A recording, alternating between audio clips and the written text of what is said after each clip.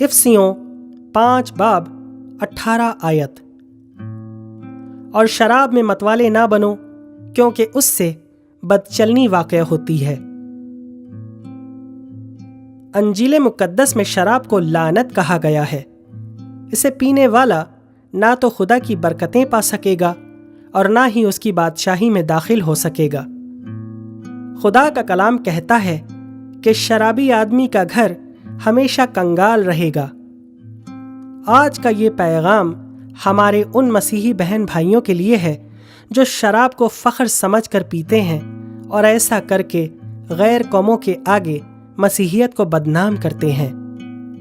یہ ایک ایسی لعنت ہے جس سے بدی جنم لیتی ہے، خاص طور پر ہماری نوجوان نسل جو اس میں متوالے ہو کر حرام کاری جیسے گناہ کرتی ہے۔